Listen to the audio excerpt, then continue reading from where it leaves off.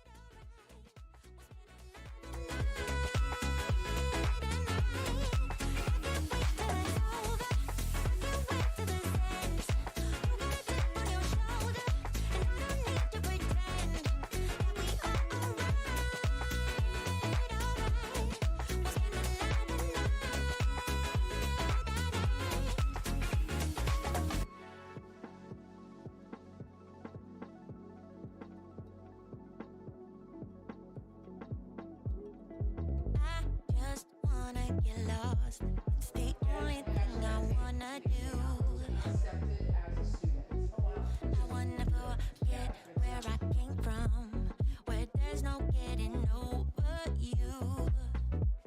I am fine by myself, 'cause I won't be here alone. Another victim.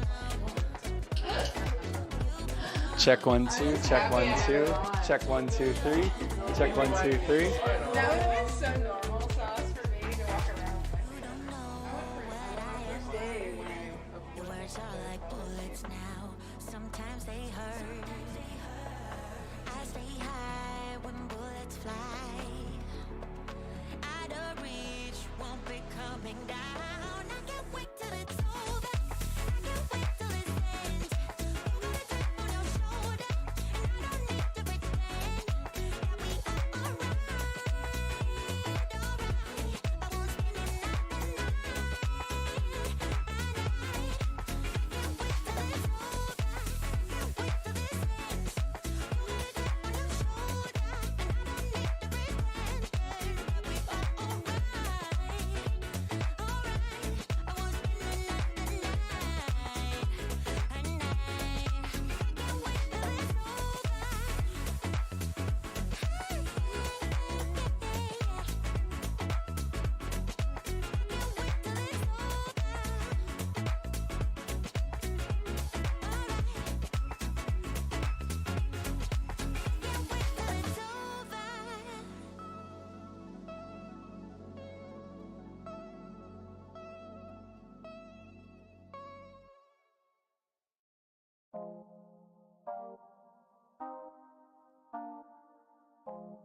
Oh my, my mate.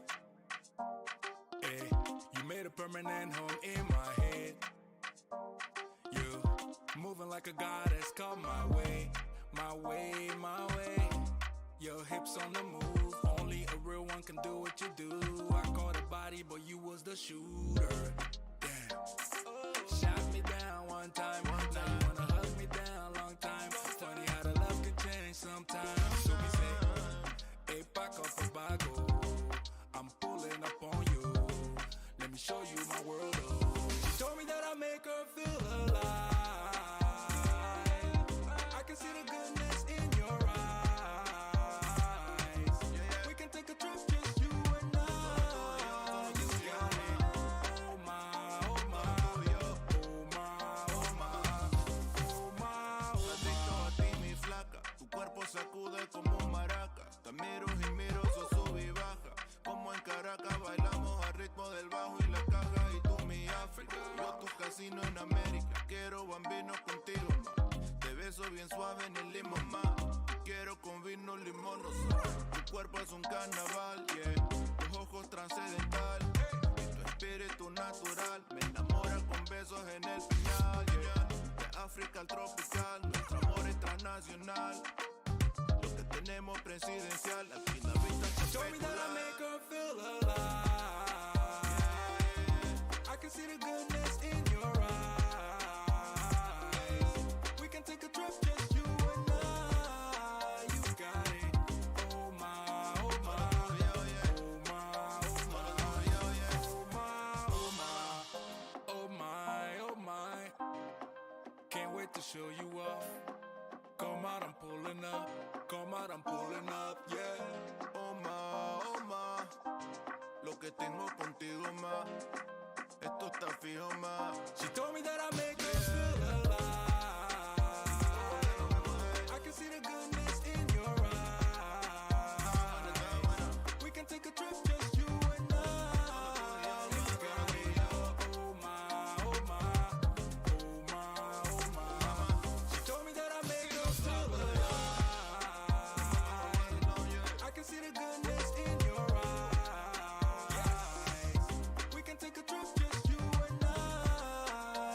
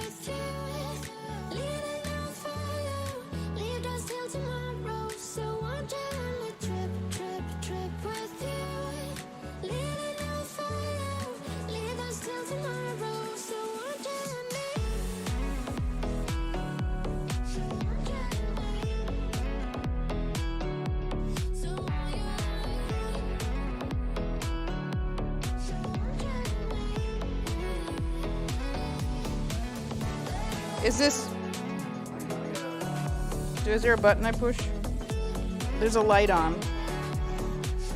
Yep. Okay. The mic is live, Olson. Just be aware that the mic is live. It's my pet. That's like my worst nightmare is, you know, you go to the bathroom and you have a hot mic. And you say something you shouldn't have. So apparently this is Chris said there's a timer here, but I might need a little help with that. Hey Chris, how'd you work how does the timer work? I keep hitting the X, but nothing's happening.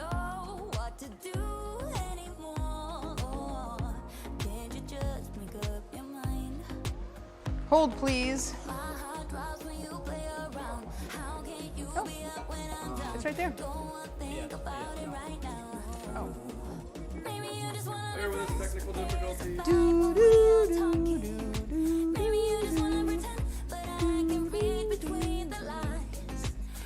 I never watched Jeopardy, but I know the theme song. Most excellent. All right, then.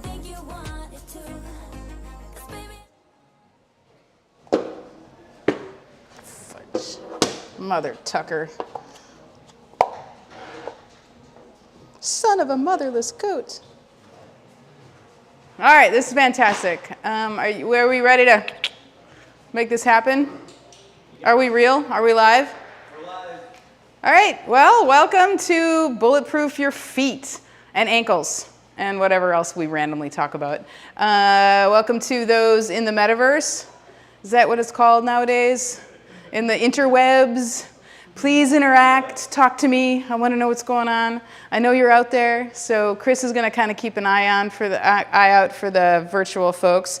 So normally, Dr. Ken is the one who kind of kicks things off, but he is home in bed eating chicken soup.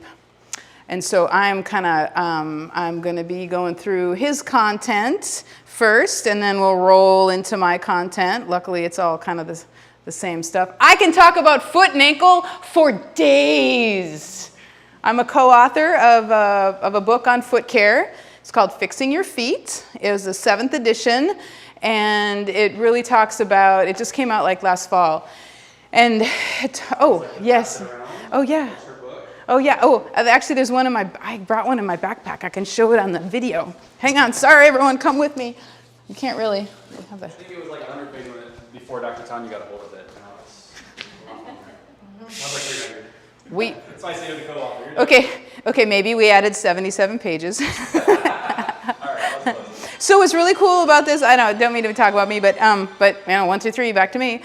So what's really cool about this book is John Von Hoff he's the original author. So he's actually the person who kind of created foot care as a thing, like created foot care techniques for endurance athletes. He was an ultra runner running 100-milers like back in the 80s, like before it was a thing.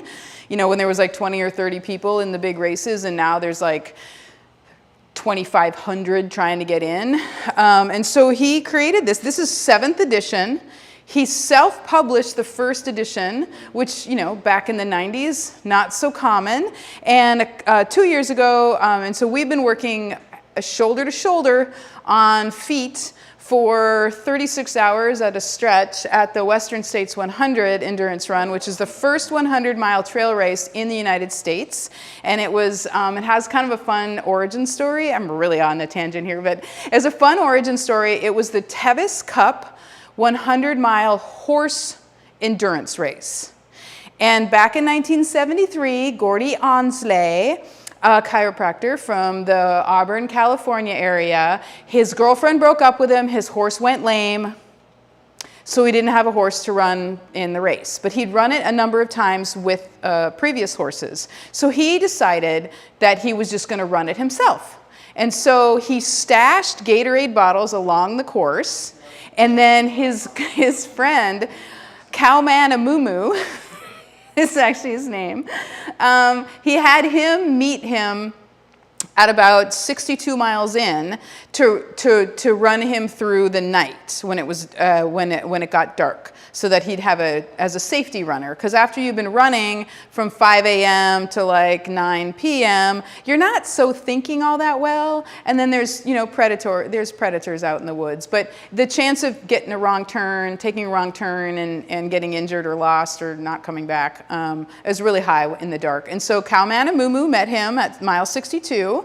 And so that started the tradition of running that course with humans.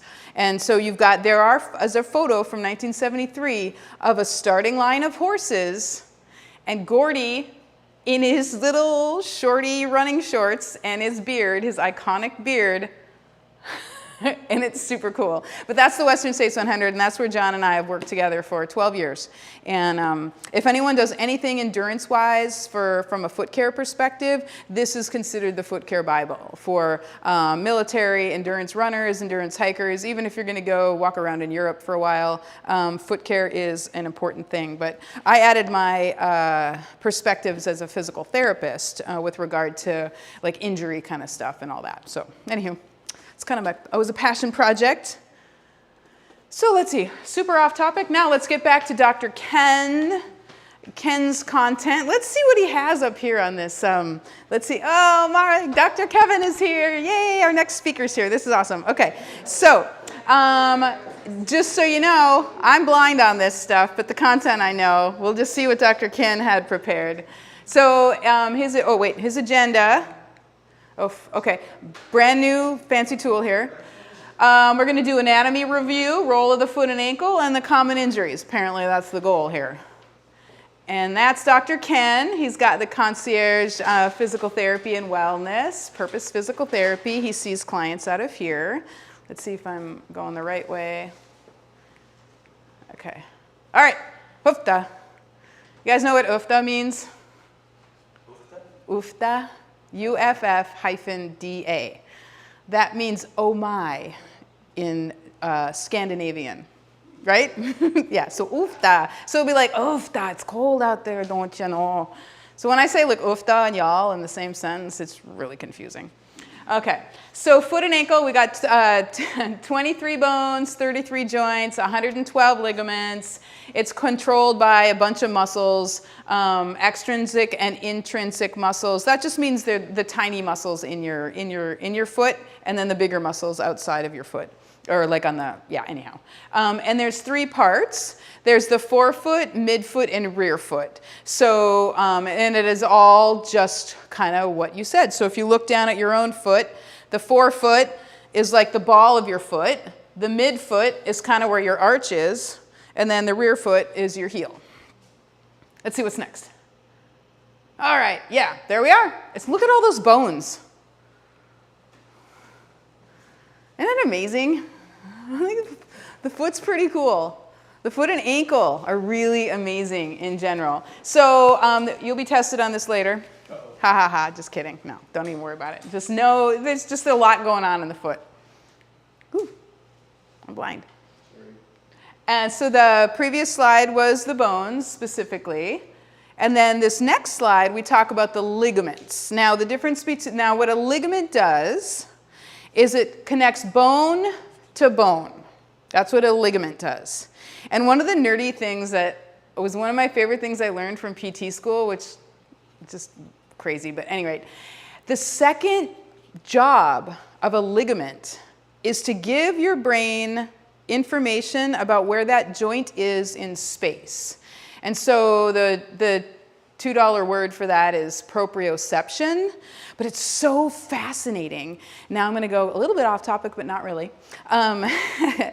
You know, when you talk about, like when an athlete gets injured during a game, a lot of times they've had a small injury and then they like ice it or something and get it rubbed on, and then they go back out on the field or the court and then they get a big injury.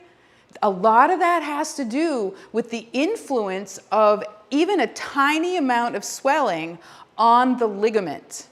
So there's this really ballsy woman PT researcher from Australia, and she was like way ahead of the curve. And so when she was doing research studies, she couldn't find anyone. She was doing stuff on like the knee, especially like pain generators in the knee. And so she couldn't find anyone who would be a subject to like inject stuff in and to see how it hurts. So she just did it to herself.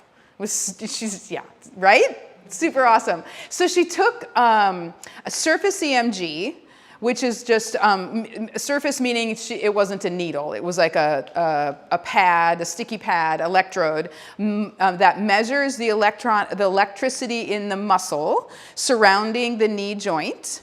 And they did measured it before, just a normal healthy knee. And then she took 5 cc's of normal saline, which is at the same pH as her body tissues, so it would be not irritating, but just mimicking inflammation in the knee joint. And there, I cannot tell you the exact amount, but there was marked changes in the muscle response with just the introduction of a 0.5 cc's of fluid into the knee. So that tiny bit of inflammation affected how that knee was being controlled and how the whole body would be moving as a result of that. And so that's why athletes, when if they tweak something a little bit and they've got a little effusion or swelling in that joint, they do not belong back on the field. And Chris knows that as an athletic trainer for sure.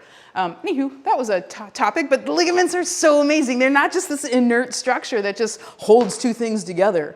They're big time making things happen. So a bunch of ligaments in the foot and ankle.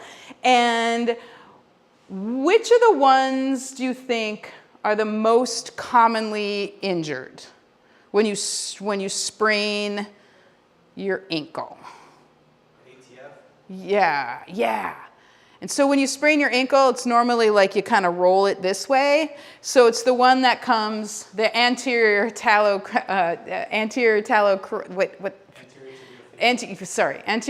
it again? Anterior tibiofibular. There we are. So anterior tibiofibular ligament, and it goes from the tibia, which is this bone, the big one, and the fibula, which is the little bone. Okay, anywho. That's randomness. And now, so lots of ligaments in the foot. So there's a lot of strong, stable support. The other thing about ligaments is that they're made out of primarily collagen. And collagen is super frickin' strong. Like from a pounds per square inch, I can't remember what it is, but they're really, really strong. Collagen's super, super strong. No extensibility whatsoever. Ligaments are not made to stretch. They do not contract. They just hold and then tell your brain what's happening in that joint. So we have a lot of that in the foot. And so this is a rear view of the ankle. This is your heel bone here. So this is a right foot. Heel bone, your tibia, which is your big bone in the, oh wait, hang on. Oh, you got laser pointer. Wait. Oh, there's your heel bone. There's your ankle bone on the outside. And there's your tibia bone, the big bone. Do you remember when Tiger Woods got his injury? What were they calling some of the media? Super messed up what it was called. The tibularis. Oh yeah. Yeah, he had a tibularis fracture, which is not a thing. They actually just no fact checking in some of the media. So yes, so the ligaments on the outside are usually the ones that get injured. Okay, next. Oh, I guess that's the summary of the ankle anatomy that Dr. Ken had planned. Let's see what else is there. Okay, so extrinsic muscles, meaning like the outside of the foot itself. We've got the tibialis anterior. So if you guys do I was gonna wear shorts, but I'm so traumatized by the cold weather here in Florida. Shush, I know, right? I'm from Minnesota, don't you know? So if you do like this, bring your foot up. The muscle that sticks out on the top, that's your tibialis anterior. And then if you bring your big toe up, the muscle that pops up on the top of your foot, that's the extensor hallucis longus. And then if you bring all your toes up, that's the extensor digitorum longus. And then the little guy on the side, Stephanie's favorite. yes, is the peroneus tertius. So this muscle, this bone here, or the muscles that go along the fibula, used to be called the peroneal muscles. So the peroneal, the peroneals, you had the brevis and longus. Now, you know you've been doing something a while when they changed the name of things, right? So now, but you know what's funny is it takes roughly 16 years for research to be informed into clinical practice, and it's the same thing for anatomy. So anatomists changed the name of the peroneal muscles 20 years ago.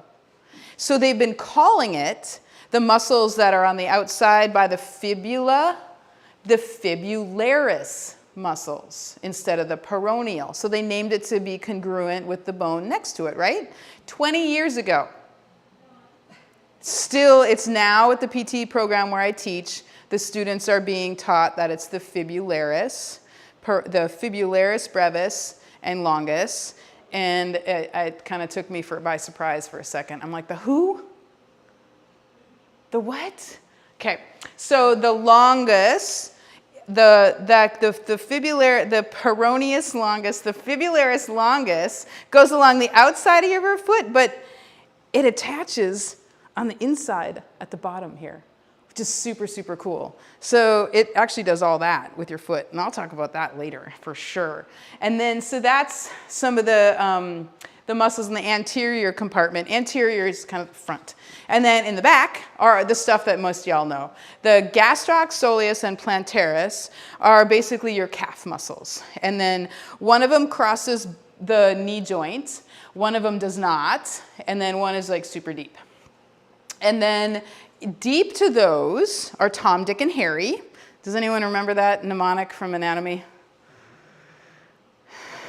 I know Chris is like, it's back here somewhere. So that we have these mnemonics for remembering the muscles. So on the inside of the inside ankle, you have the posterior tibialis, which makes sense because it's posterior to your tibia. And the flexor hallucis longus, so that's the one, hallucis means big toe. So the one that flexes your big toe, and then the flexor digitorum longus, or flexor digitorum, which is the ones that flex your little toes. So that's we're going to do fun stuff with those.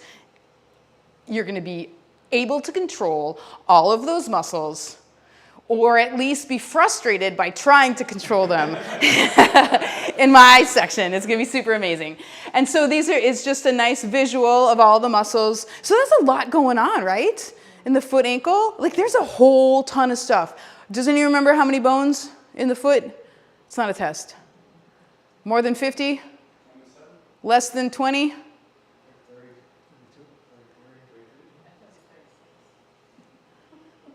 A lot. A whole bunch of bones in the foot. So yeah, we just heard a patient broke their foot, and that could mean a lot of things to a person. Did you know the most critical bones to break in your foot? Does anybody know which is one of the worst ones to break? Ooh, yeah, that one. Why? So Kwame. No, well, Kwame's got a good point. Like, okay, let's not break any of our foot bones. So Kwame just said calcaneus, which is your heel bone. And I just fast forward to some climbers that I've known who have come off of a pitch really fast, landed on their calcaneus. And what's really super sucky about that is you're non-weight bearing on both of your feet. To hell. Tissue healing is a good 6 weeks. Yeah, you're single, live at home. Anyhow, not a good thing. So why was I talking about that? Oh, yeah. So the bones, on the inside or the outside of the foot are the least optimal to break. The little bone on the outside of your foot, that fifth metatarsal is just your foot bones. This one on the outside that kind of sticks out, if you roll your foot and break that, because it's so small, that can take a long time to heal. And that can be non-weight bearing for a really long time. You can even have bone stimulators. It's a big freaking deal. And it can be a really innocuous injury. You can just be walking along, look at your dog, turn your foot, and now you broke.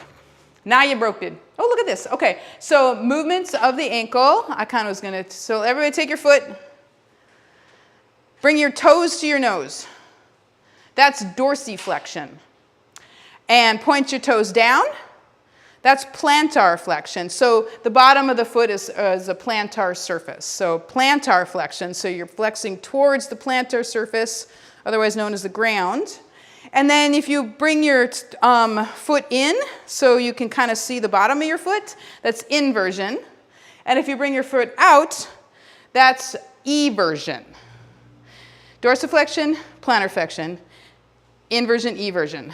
So pronation and supination are not one movement. They're a combination of the three movements.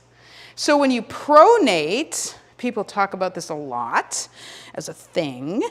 A pronated foot is a foot. So a lot of times people refer to that as like a flat foot. It's a foot that is plantar flexed and inverted, or plantar flexed and everted at the same time. And then there's also a little bit of rotation. So it's not just one thing. Pronation and supination are a combination of movements. Because, why?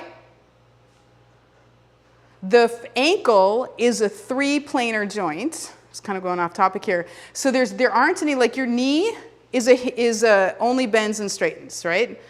The hip is a ball and socket, so it goes 360 degrees. The shoulder is a little bit of an anomaly, but you don't have motion in the foot that's really, the joint is not made to be in one plane.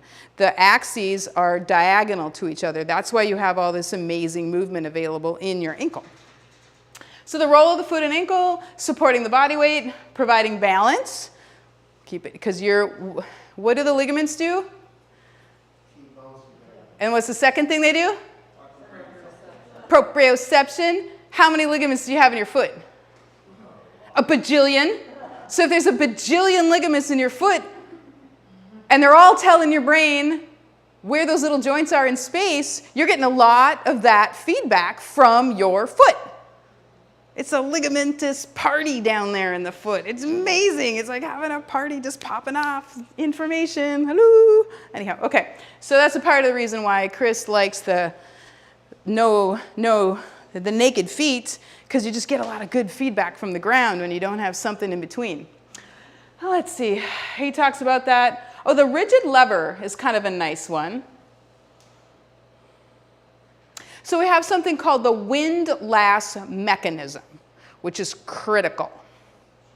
Anyone remember at all from back in the day? Windlass mechanism. So when you take a step, so if you look at your foot right now, it's kind of wiggly. Like if you wiggle it, it's like floppy and wiggly if you're able to relax it. Now how's that going to be a stable structure upon which you can propel your entire body, right? It's the windlass that kicks in and makes it all work for you. So when you're walking and you're toeing off, when your big toe is extended as much as it can, that stretches all the structures in your foot, approximates all the bones. So that's actually something rigid. Nothing's moving, and this is how you can propel your entire body up off the ground, and you can run, and you can actually generate force, because this is a hard structure. It's basically a hard and stable structure from which the muscles can transmit force, because that's what muscles do, right? Muscles connect, or tendons connect muscles to bone, and they create the force. So windlass mechanism. So even if you do, if you do like this, take your foot here, everybody, and take your big toe and bring it all the way back. And see how that straightens out creates some tension in your foot. So that's not the full windlass because you're not pressing against the bones are not as approximated, but that gives you an idea of how those structures really kind of create some stability in your foot. What else do we have? Ooh, ankle injuries. Okay, ankle sprains, we talked about that. The rolling of the ankle. Plantar fasciitis, or the real term is itis means inflammation, and the plantar fasciitis has really been proven to, except for the early stages when it's really painful, there is not inflammation. So that is a misnomer that, again, it's going to take another 17 years for people to actually use the term properly. Those of us who are kind of up to date on the current research, it's called plantar fasciosis. And osis means a deformation of tissues, basically. And so if you first piss off your plantar fascia, a whole hell of a lot of stuff has to have happened. Because fascia is all collagen, and it's massively strong. So if you have stressed out your fascia, it has taken a significant amount of time, repetitive stress, and then when that starts being painful, a lot has been going on for a very long time. And in the early stages, there can be some inflammation, and that's really marked by an acute pain, like you can't even bear to put weight on it. But most of the time someone has plantar fasciosis, it's not inflamed, and it's just because there's not very much blood supply in the foot, because what do we have? Crap tons of ligaments, fascia, and little bitty muscles. Muscles are the things that have the big beefy blood supply. So there's not any blood supply, and then if you're walking around on your feet all day, are you giving them a rest? Heck no. Mm-mm. And then if you're resting, then the tissues are healing short, and then every time you take a step, then you tear the tissue loose. It's a whole big thing. So plantar fasciosis is super frustrating, and I am really good at treating people who have plantar fasciosis. Not to ring my bell or anything, but I've worked with a lot of endurance athletes in particular. And interestingly enough, the plantar fasciosis is directly tied to what is happening in your calf. So if your calf muscles are tight and they come down and they attach to your heel bone, and they don't allow your foot to move the way that it needs to, then every time you're taking a step and that windlass mechanism is being engaged, you're transferring force to a structure that's not made to transmit that force, which would be the fascia. So, who remembers the term that we keep using that means things are connected to each other? Oh, you're not old enough to know the answer. Not old enough here. No, I mean, not like you're not old enough in the best day ecosystem. You've not been here long enough. It talks about how things are connected to each other, like your hip affects your knee affects your ankle, your shoulder affects your neck. Regional. Yay! Ding, ding, ding, ding. So that's really, really, really a big thing in the foot ankle.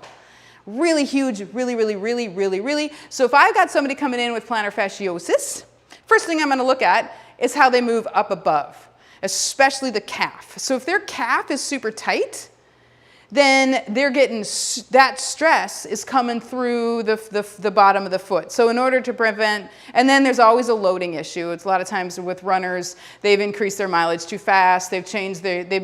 Mara, or Dr. Kevan and I both lived in Bend, Oregon, so we're very familiar with mountains, mountain terrain, and mountain athletes.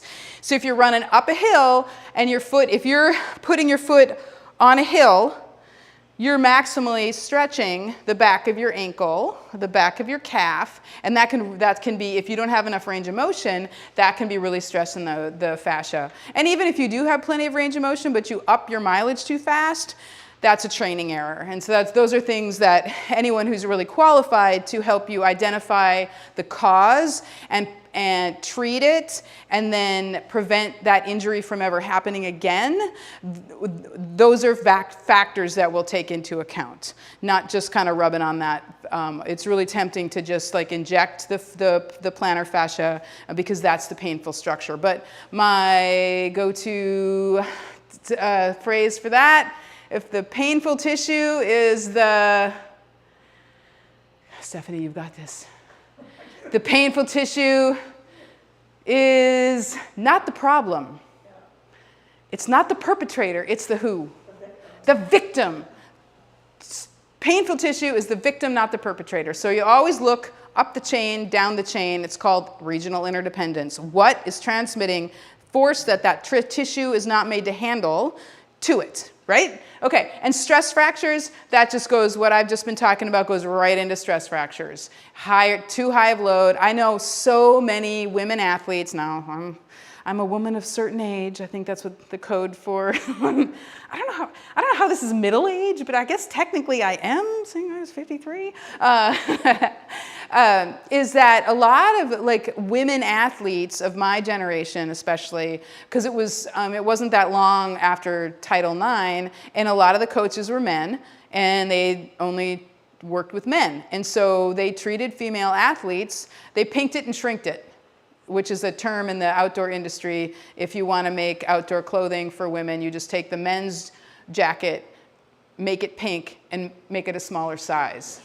They don't change the proportions. They don't tailor it to women, because women's feet are different. The proportion of forefoot to rear foot is different than men's. And so so they pinked it and shrinked it for the cross country teams. And I know so many women who quit running in high school because their coach created stress fractures because women have different bone density. And a female athlete in high school is just in a different place as far as their what their body can handle and how it can repair. Because testosterone is a marvelously amazing recovery hormone.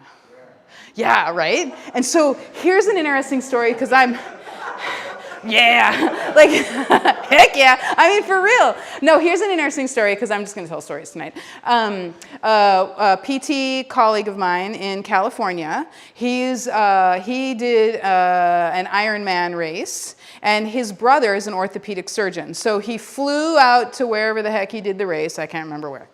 Doesn't matter. Flew out, and he was going to fly back home on Monday, and he goes, so an Ironman is a 100-mile bike, 2-mile swim, and a marathon run, 26.2. So it's kind of a big day.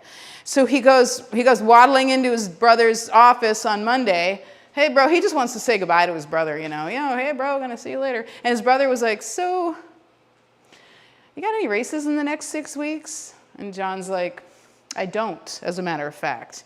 And he's like, you want to waddle like that in the airport, or you want a little help?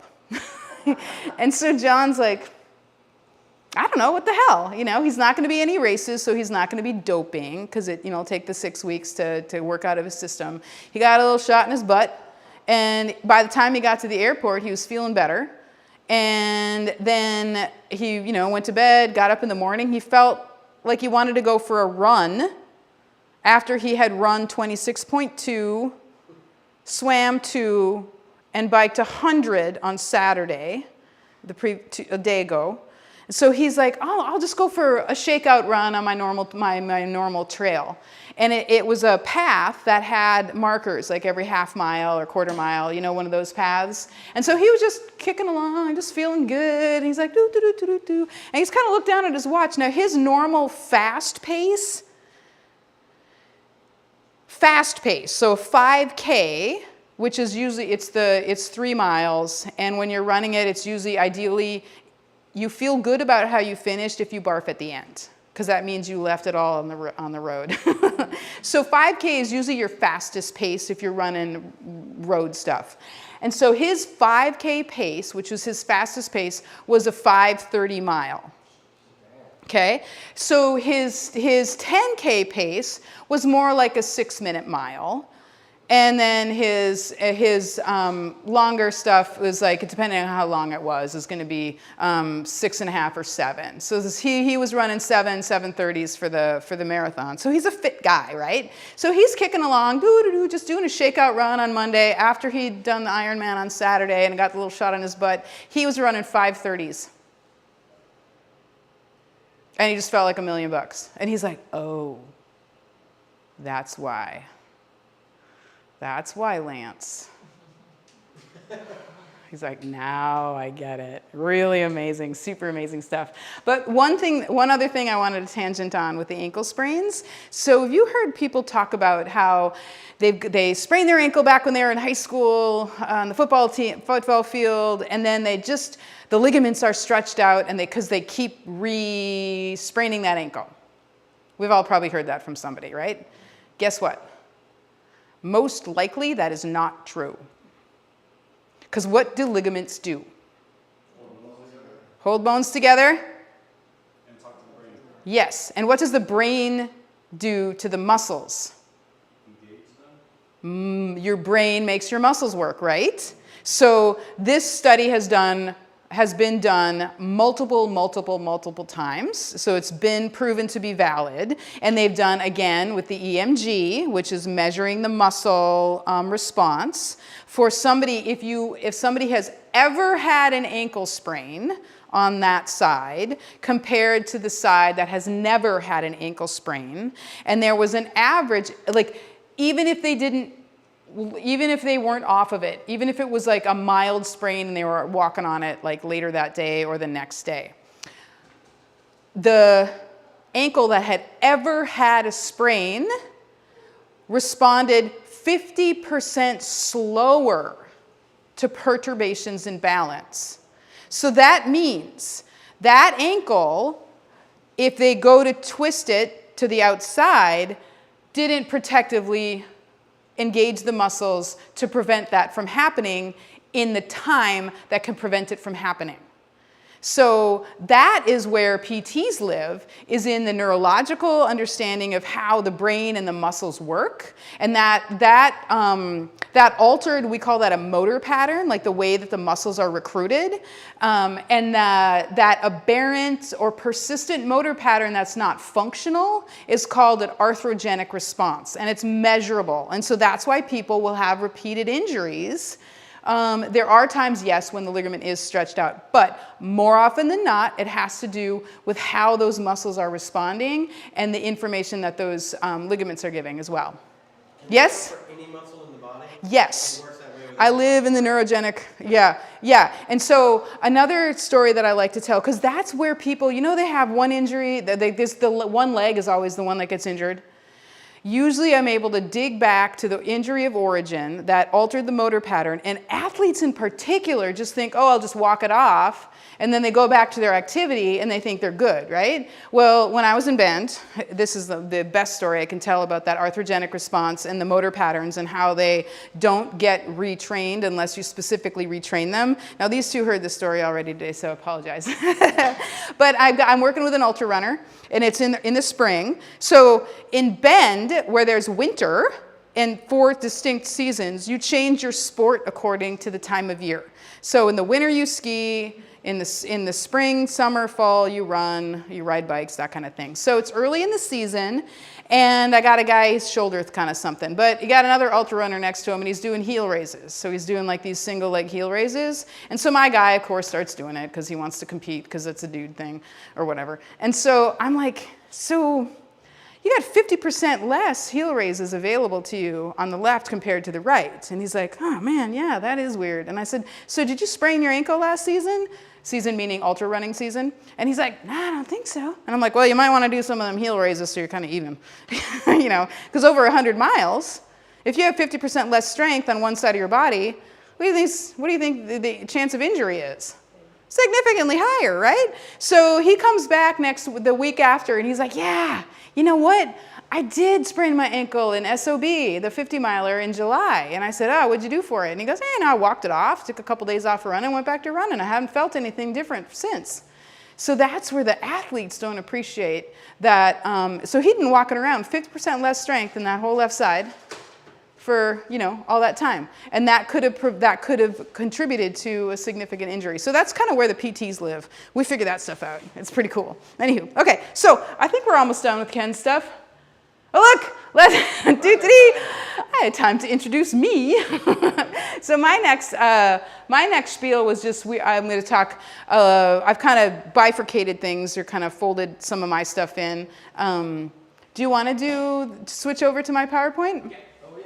I mean, I could just keep riffing. So this is the end of Dr. Ken's presentation. Does anyone have any questions, comments, or vignettes that they would like to share while Chris is figuring out my PowerPoint? You said that the ligaments, if they get stretched out, what happens to them? If a ligament does get stretched, it's not very common, but that if the ligament is truly stretched out, then if that is creating, so there's a couple of things that you can do. It depends on how much it's stretched. If it's stretched to the point, if it's a minor stretching, and there's, let's say, a 25% more tissue extensibility, 25% more, you can make up for that by having the muscles be stronger and kicking in when they need to. But there is a threshold upon which the muscles can't make up for it. And then you do need to have a surgical intervention. And the ankle is a really common area where you do need to have some surgical, like legit surgical intervention because the ligaments just get trashed. And that's like the soccer players especially. Female soccer players, they just trash the hell out of their ankles. And again, it's that culture, just, rub some dirt on it, kind of thing. And they're not trained. It's better now, but when I was in Bend, we dug deep into the literature, and I lived in Bend 07 to 09. We dug deep into the literature of that contributed to the factors that contributed to high school female athletes having knee injuries, especially the soccer players. And there's physical differences in the way the knee is built in girls. And the notch that the ACL goes through is narrower, so there's not as much play. And the bones are closer together, so the chance of it getting injured is higher just physically because the space is smaller. And then the way girls, prepubescent girls, start demonstrating a particular way of moving. Especially in soccer, you can see it because there's a lot of cutting, and you can really see like core strength and how they're moving their pelvis, and the pelvis controls how the knee. The pelvis is what controls whether your knee goes in and rotates and gets injured. And so women or girls tend to be quad dominant. So when they land, they're absorbing the stress through the quads specifically, and they land stiff-legged. And that is how the knee is injured. The ACL is injured by a plant and a turn. And so girls land, I'll just show you. Girls land like this, stiff, upright, absorbing all the force through their quads and their knee. And they are able to maintain, when they're on one leg and they're doing cutting movements, they're able to maintain a straight torso, so they don't get this happening when they're turning a corner or cutting. Whereas boys, when they land, they tend to engage all three of the joints. So they'll land like this, and that absorbs that. Transmits the force through your massive muscles back here that are made to absorb the force, and then it doesn't translate everything through the knee. And so we actually created Kneebound. I worked at Rebound, and we did like a 20-minute, 3 times a week program for the high school athletes, and it cut down on their incidence of ACLs for that following season. The hardest part that we had was getting the male coaches to buy into being given information by women. So we ended up bringing in the ATC that worked at the clinic. He did a lot of the research for us because, we were doing other, seeing patients all day. He was as well, but they had a budget to give him to do the research. And the following season, he went to every high school in the Bend area and gave the same presentation that we had given the year before. And there was a significant improvement in the number of coaches that adopted that knee bound. So it's just what it is. But anyhow, I don't know where I got on that one, but that's just how I kind of went on that with because it's movement pattern. And so there was data that shows that if you did one 20-minute session with a female high school athlete and taught them where the safe zone is for their knee, so basically avoid this.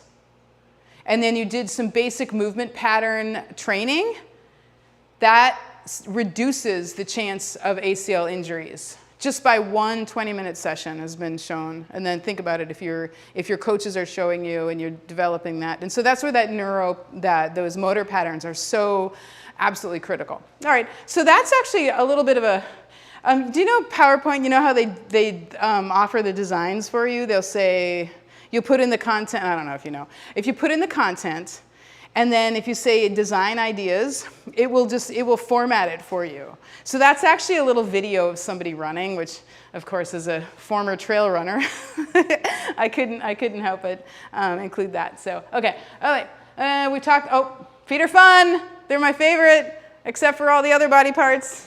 I do love the feet, I really do. I mean, yeah, I've spent a lot of time elbows up and feet.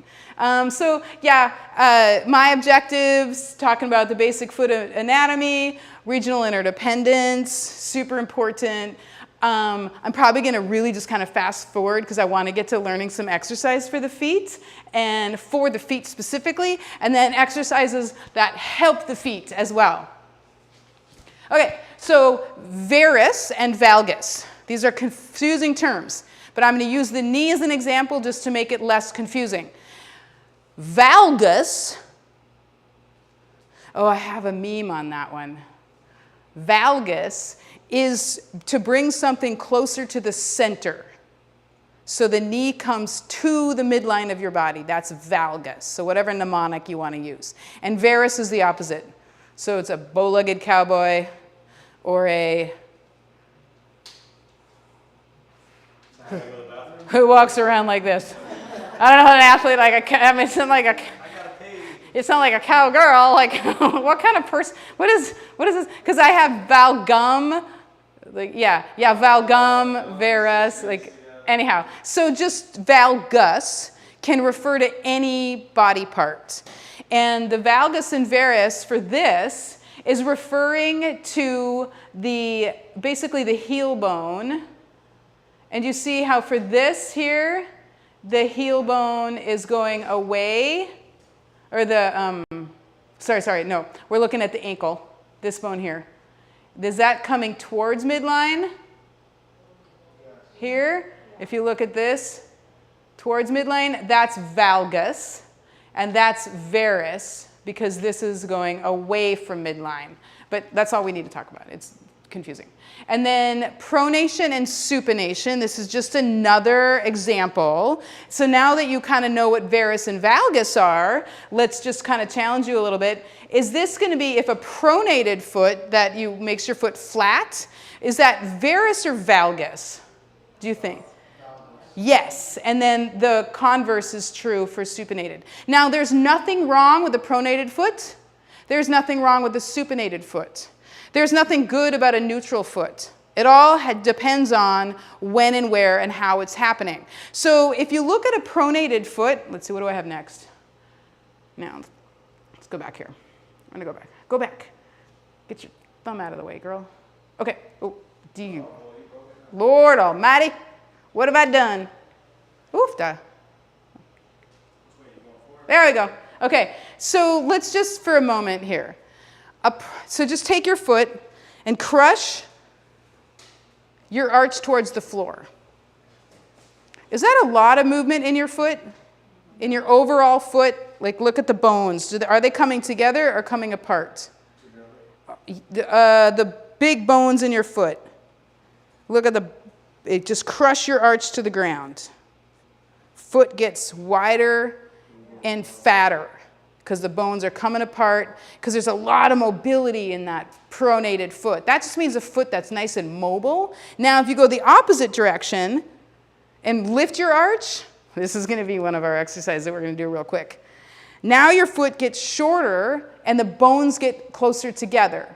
So whether somebody has a foot that tends to pronate or a foot that tends to supinate. So have you ever had a roommate or an upstairs neighbor who you swear to God, they're wearing heels 24/7, and you're like, how in the hell? It's 2 o'clock in the morning, girl, take off your heels.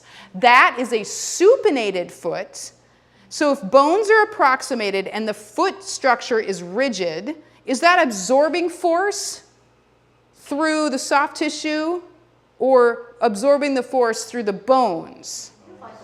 Yeah, through the bones, exactly. So if you've got a rigid foot and you're clumping, that's somebody, they can't, you know how people walk loudly? It's probably, a lot of times it has to do, they just have a stiff, it has a stiffer, less mobile, supinated foot, and that's just how their foot is built. They're not trying to be a dick and wake you up in the middle of the night. They're not being a jerk, that's just how their foot's built. And people who have pronated feet have nice mobile feet that are soft and squishy, and they don't make a lot of noise when they walk. And so there's nothing bad about either one of those. You just need to adjust accordingly. So if somebody is running distance on a hard surface and they have a supinated foot where the bones are approximated and banging up against each other, would that foot need more or less cushion if the bones are absorbing the force?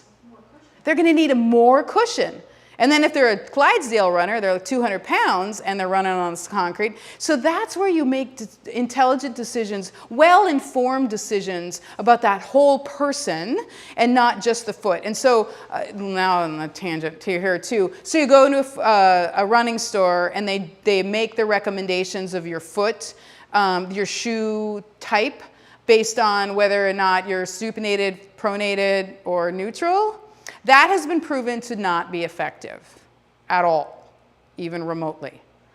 Everyone's better in general, there's always the outliers. Everyone's better in general in more of a neutral shoe. And the most important variable as to whether or not a shoe is the appropriate shoe for you is, guess what? Super no-brainer, whether or not it's comfortable.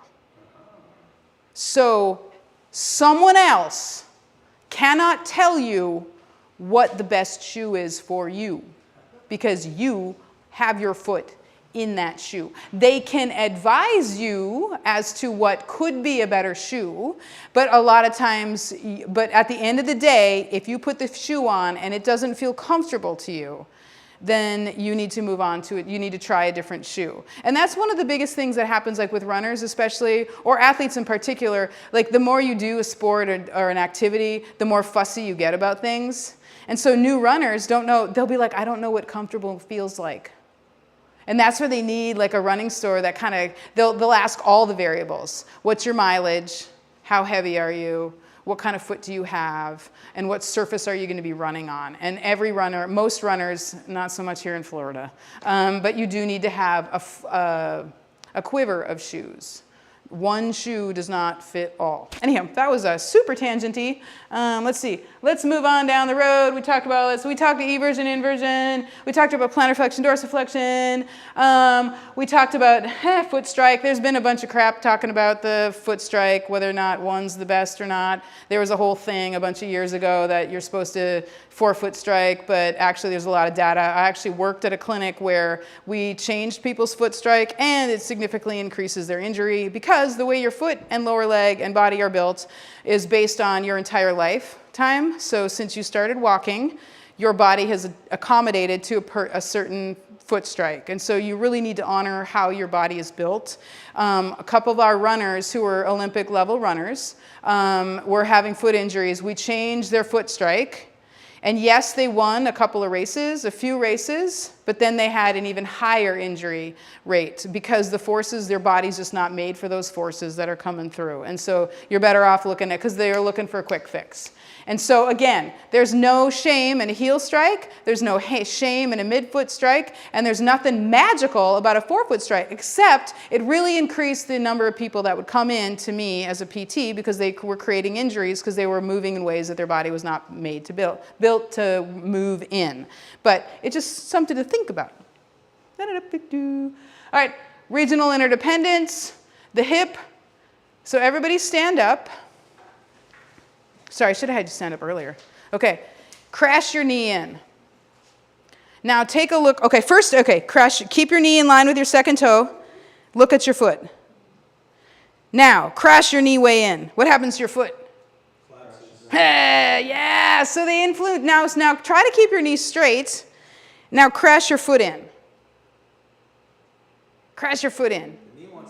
Yeah, so the knee does move in a little bit. So the foot can influence a little bit of the upper, stay standing because I'm gonna in a second. The foot can influence a little bit of what's happening at the knee, but in the grand scheme of things, the tiny little joints and the tiny little bones in your foot and the tiny little muscles are not driving what's happening up above. They're not, the foot's not causing your knee pain. Your knee pain is coming because these guys are allowing this big, huge, long lever arm to crash down and trash your foot. Crash down and rotate your knee. So that's just something that, again, looking up and down the chain. But now, let's get to some exercises. So standing on the ground here, everybody lift their little toes and keep their big toe off the ground, on the ground. Yeah, you can.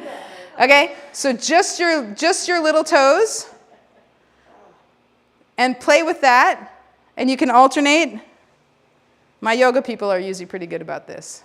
Okay, Chris, are you getting my feet? I do have a fairly new, I've got my sparkly pedicure. Okay, little toes, so play around with that. Now keep your little toes on the ground and lift just your big toe. Well, everyone has trouble doing it, unless you were a dancer and you learned how to do it when you were younger. So this is a really important thing to kind of play with. Now kind of tap your toes. Be like, you like tap your toes, yeah. Little feet, and you'll have one that's harder. Yeah, lift your little toes, lift your big toes. Lift your little toes, lift your big toes. Lift them back and forth. Play with it and see how it changes your arch. See how you can just kind of examine. I would just play with that. You're standing in line at the grocery store. Now here's the important one. It's called the short foot exercise. It's called the doming exercise. An organization that has done a significant amount of research on barefoot running is the Spalding Running Center. And it's in the New England somewhere, which apparently is not a state. Please laugh at me. I spent 15 minutes. I was going to do a traveling assignment in New Hampshire. I swear to God, I spent 15 minutes looking for New England on the map. Because the Pacific Northwest is obviously a region, right? New England South, this is the New England Patriots. Like, come on, people. So I go to work the next day, and I got a new grad PT. She's uppity because she thinks she knows everything because she's young. And so I admit that. And then my other colleague, and she was like, how do you not know that? Like, that's just basic geography. And I'm like, I've forgotten more about PT than you'll ever know right now. Like, I mean, I don't know. Like, I don't know. I'm from Minnesota, and I've lived west of the Mississippi most of my life. But I love that my girl who's from Oregon came to my rescue. She pipes up across the gym. She goes, I thought the Hamptons were a mountain range.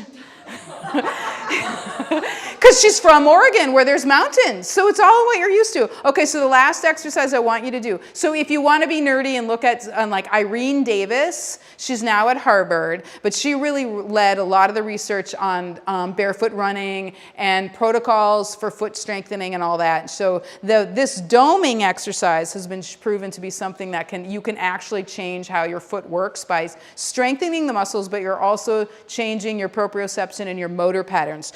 So this one's a little tricky. So do you see? Okay, I'm going to smash my arch down to the ground, and now I'm just going to lift just the arch. My toes are nice and relaxed. So you're bringing the base of your big toe on the ground, and you're just dragging it back and lifting your arch. Flatten it down, drag it back. That's a short foot exercise, and that has been proven to be something that people can maintain during exercise and while they are running with enough training, because a lot of it's awareness and neurological control, motor patterns.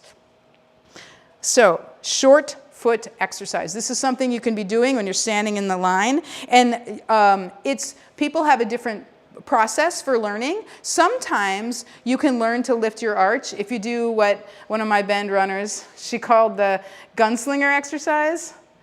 If you bring your knees out a little bit and rotate your lower leg out, so this is to be a gunslinger, that lifts your arch. It does. Right? Yeah. And so a lot of times if you move more body parts at once, like gross motor control, and first to get you to be able to be aware of that small body part that you want to move, then you can titrate back. So first you do the gunslinger, so it's coming from your hip, so you got your femur, your tibia, and then your arch is lifting. And then what you'll do is you'll do just the tibia. You'll be able to do just tibia, and then eventually you'll be able to do that doming or short foot exercise. Dr. Tonya, yes, I know. We started late.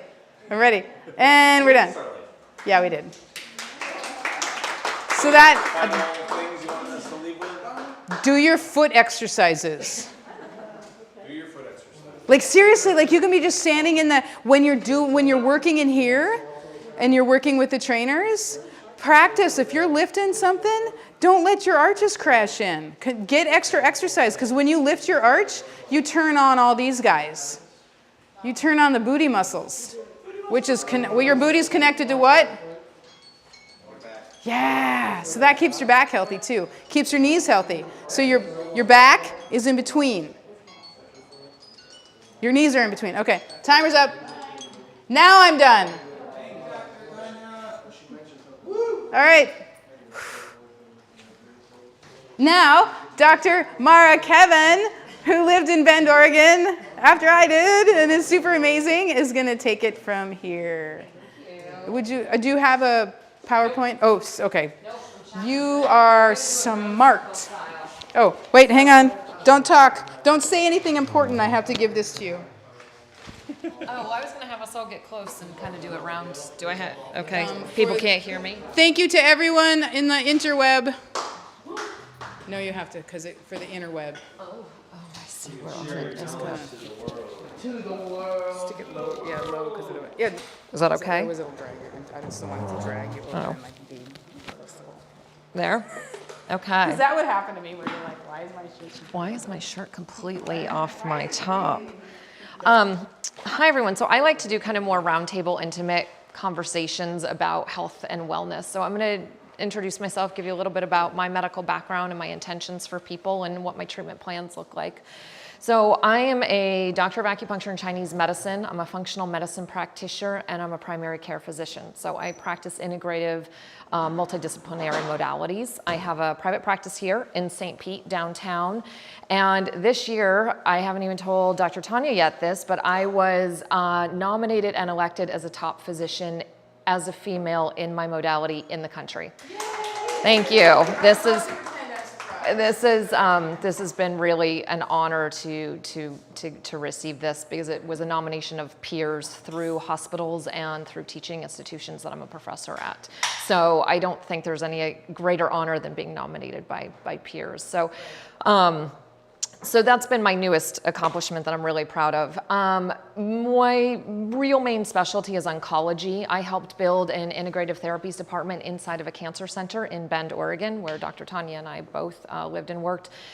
That changed the complete course of how I practice medicine and really looking at our immune system, because what is the main thing that somebody undergoing cancer and chemotherapy care is going to deal with?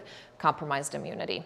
So I've done a lot of additional research. So I'm an evidence-based medicine practitioner.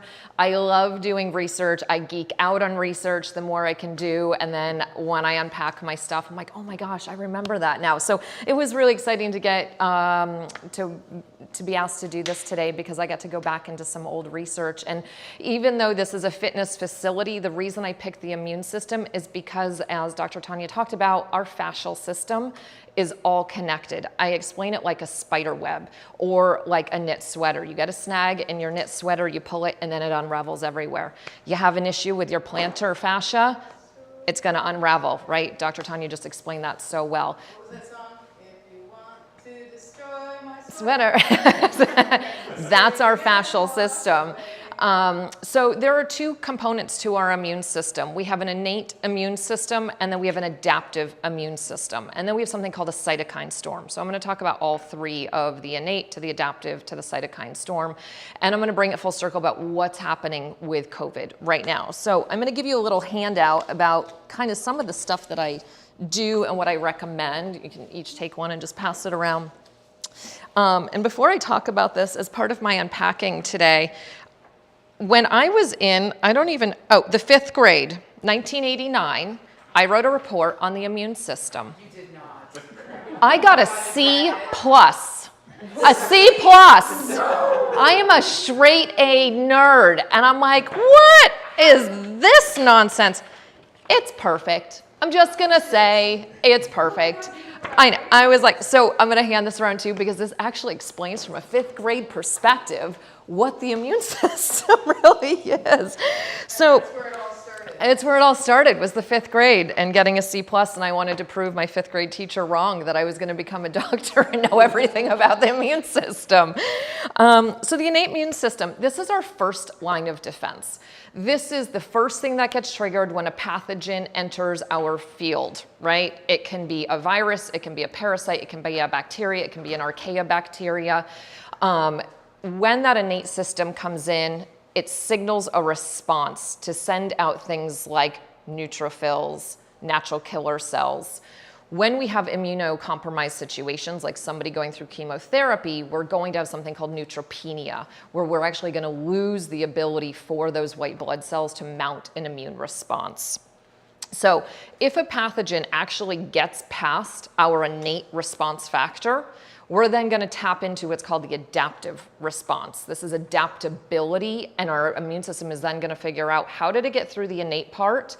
This is where something like a vaccine comes into play, because once we've been exposed to something, we have memory within our immune system that then can identify when something is back again, right? So that's why the flu vaccine is so popular, because it's the idea that the body, the immune system, the adaptive immune system is going to remember and go, oh, I remember you. I'm going to kill you. I'm not going to let you get in any further. I'm not going to actually let you kill the host, right? We're the host idea, right? So it's really important that we have this innate and adaptive. And what's fascinating is only vertebrate animals have an adaptive response. So we're really lucky that we have this second field to be able to have that. So we also have barriers, right? Like, how are we actually preventing these pathogens and these microbes from entering our system? We have skin.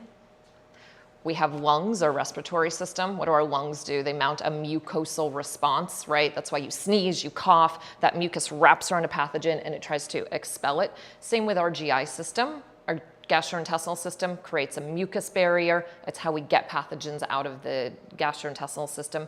And then we also have our genitourinary system. It's going to keep pathogens out. And what's fascinating is the vaginal secretions and the seminal secretions also have really powerful adaptive responses. Seminal secretions have zinc in them. I'm like, we all need to be taking zinc, and men actually naturally have this in order to not get infections. It's so important. I'm going to go into then supplements and why we need to be taking them, but a lot of the time our body's actually already producing these things in our body. So what happens? What are the compromising things that happen to our immune system? It's the number one thing. Stress. Stress. So it could be a stress fracture. You get injured, right? You got to go see Dr. Tonya. You got to get rehabbed. Your whole body's sole purpose in that moment is to heal that injury. It's not then focused on this innate immune response or an adaptive immune response, right? So when that inflammation kicks in, we then get oxidative stress on top of it. Oxidation happens by breathing oxygen. The second we are birthed, we start breathing oxygen, we get oxidative stress. Things that contribute to that oxidative stress are the environmental chemicals in the air, on the clothes, the foods we eat, the water we drink. Injuries, traumatic injuries, repetitive traumatic injuries create this in the body too. And what's really scary is this common repetitive inflammation, oxidative stress is actually what then leads to triggering dormant disease cells, things like cancer cells. It's really common. Athletes in particular have regular repetitive injuries. That's a weak point in the body now. That's where they're going to develop maybe a cancer cell. Right? So it's really important to properly heal, and that's not talked about in a sports medicine perspective a lot. So one of the really, and then I want to talk about cytokine storms. So cytokines are mounting the immune response in our body. They actually create these really tight junctions. So when something like SARS or COVID comes in, it creates such a huge inflammatory response that it creates what's called a cytokine storm. We love cytokines because that's what's triggering that innate and adaptive response. But when it's a storm, it actually loosens those really tight junctions, and then these pathogens can get in and they wreak havoc. That's why it's called a storm. So the most important thing, preventive medicine, right? So we don't even allow that cytokine storm to happen. Or if we did get sick, we then got to get on top of it right away so that we broke through the innate, the adaptive has kicked in, and then we got to tap into that adaptive. What happens a lot of the time, especially a cancer patient, if they're going through chemotherapy, that's reduced that natural ability to prevent a cytokine storm from happening. So one of the most beautiful things that I do as an herbalist is I do a lot of research around herbs, and herbs that are naturally antiviral, bacterial, fungal, and parasitic. In one of these I've actually devised my own formula that I'll talk about, but then I also carry an incredible formula that has 15 years of evidence-based research from Harvard Medical School, Stanford Medical School, London. I mean, the list goes on. It's unbelievable how much research has gone into these few formulas. The number one ingredient in all of these formulas is Astragalus. And Astragalus is, it's a dinosaur. It's one of the dinosaurs. Astragalus is, I have some Astragalus here. That's not it. I will find it and I will pass it around. So Astragalus, this is a herbal component, but these tiny little white things in here, this is Astragalus. This is boosting our white blood cells, and evidence-based medicine has actually proven its ability to increase our white blood cells. When somebody's going through chemotherapy, they are totally in the tank and they have no white blood cells left. And what they can do is they'll give them an injection of some kind to try and boost their neutrophils and their natural killer cells. But what's going to happen in that time, it's very expensive, it's delaying their treatment, and then it's prolonging the possibility of a deleterious effect when they get out of treatment, when they're not continuing their chemotherapy, right? So it's really, I had a quote in here that I wanted to share with you about this. So the Astragalus, it actually stimulates the NK cells, which are our natural killer cells, in our lymphocytes, as well as the restore NK cell activity. This brings it full circle too, is that Astragalus is something called a polysaccharide. Polysaccharides are naturally anti-inflammatory, and I've started injecting Astragalus directly into damaged tissue. So Dr. Tonya might have talked about or knows about doing prolotherapy and injecting damaged tissues this way. Most osteopath physicians or other doctors who are doing prolotherapy are actually injecting a monosaccharide, whereas Astragalus is a polysaccharide, which means it's 10,000th the power of what is being injected. So I can inject this herb, boost your white blood cells, and heal your damaged tissue. And the idea is that the disease cells are going to die off because we just boost these NK cells, and it's going to help the healthy cells have food to feed off of. So it's like a double win. Whenever I'm injecting somebody, I'm like, I just boosted your immune system and we healed your tissue. Great for plantar fascia stuff, great for any sort of joint pain or issues there. So these are the two formulas that I really love and I can't speak highly enough about. One of them I take preventatively, and I even have it in a pet formula. This is one I recommended for you when your puppy was sick. It was the Astragalus formula. So I do it preventatively for my dogs, and then I take them preventatively as well. People who have anemia going through chemotherapy or a pernicious anemia or an autoimmune disease level of anemia can take these formulas as well, and evidence-based medicine shows that their white blood cells and red blood cells are increased by taking these. So the formula that I created was at the start of COVID, and I was sitting around doing nothing and bored out of my mind. And so I started doing research, and I devised an actual antiviral tea so that COVID can't even enter the respiratory system. It's really simple. It's 3 ingredients. What do you think the number 1 ingredient is? Astragalus, of course it is. Astragalus is the number 1 ingredient. And then the other 2 are green tea and Chinese star anise. So green tea has an ingredient called quercetin, which is naturally antiviral. But quercetin is not activated without this 3rd herbal ingredient, which is Chinese star anise. Chinese star anise has an ingredient called shikiminic acid. Shikiminic acid is what Tamiflu is made from. So 99% of all pharmaceutical drugs are based on research that's done on herbs, because Mother Nature gave us everything we need if we have access to it. So the thing is, if you think about the animals out in the wild, the ones that get access to the food, to the leaves, to the herbs, to the grubs, to the berries, they're strong and they reproduce. The ones that don't have access to those things typically die off and don't reproduce. It's the same with humans. So pharmaceutical companies came in and said, well, we can't get shikiminic acid in the form of Chinese star anise to everybody. I can't even get it. It's so back-ordered at this point because everybody wants Chinese star anise. They're like, we'll make Tamiflu, and we'll make it so that it's stabilized and it can travel long distances and sit on a shelf for long periods of time. But the real origin of it is an herb that's been around for thousands of years, and longer than that, but been used in a Chinese medical standpoint for thousands of years. And that's the majority of pharmaceuticals have come from something that the Chinese medicine. Yep, 99%. Yep, 99% of all pharmaceutical drugs are originally sourced from research done on herbs. The other one that I really love is elderberry. This is like one of the most potent things you can take as an antiviral formula. I have it in syrups. This is great for kids as well. I also want to talk about, I have a ton of other things in here. If you're interested, we can talk about them. I want to talk about the adaptogenic response as well, because what did I say? The number 1 cause of all this is stress, right? So we need to keep our adrenals really healthy. What are our adrenals? Our adrenals are those little glands that sit on top of our kidneys and our low back. And they are just taxed to the 9s all the time. So I hear a lot, people are like, I'm so tired, but then I'm an insomniac and I can't sleep and I lay awake all night long. So one of the pathological causes of this is when the sun hits our retina in the morning, it sends a message down to our adrenals to release an energy hormone called cortisol. It's our fight or flight response hormone. It's what gets us up, gets us going, gives us energy for our day, and it slowly tapers off as the day goes on. And then the dark comes out and it sends a signal to release melatonin in the brain. Call it farmer's hours, up with the sun to bed when it's dark. But all these lovely handheld devices that are supposed to make our life easier, from computers to TVs, they all emit this thing called a blue light. And blue light tricks the retina into thinking it's the sunshine. So you might come home after a really long day and you just want to zone out to some TV and you fall asleep watching TV.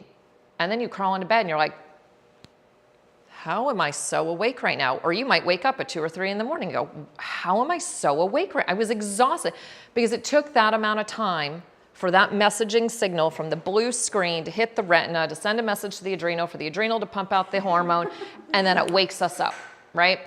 So when we are not sleeping well at night, 1 night of bad sleep is equated to 6 months of eating junk food.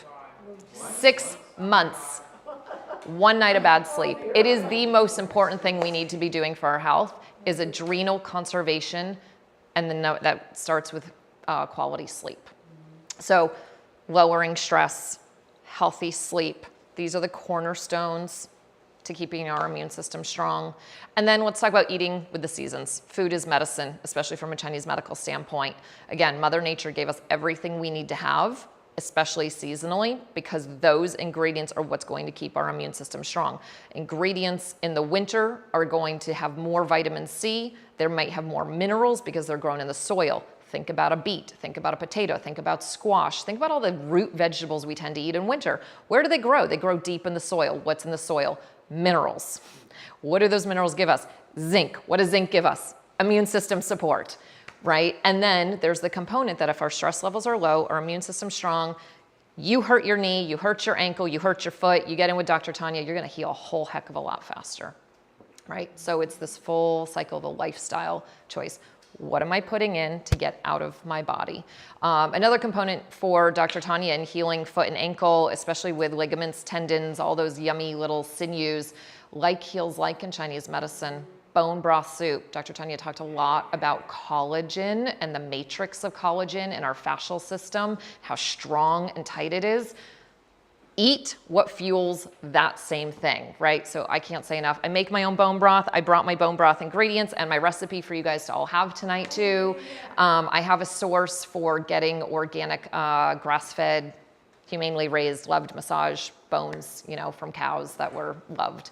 So, yeah, so I can't say enough about having bone broth for the protein component and for the collagen component and keeping that matrix really healthy.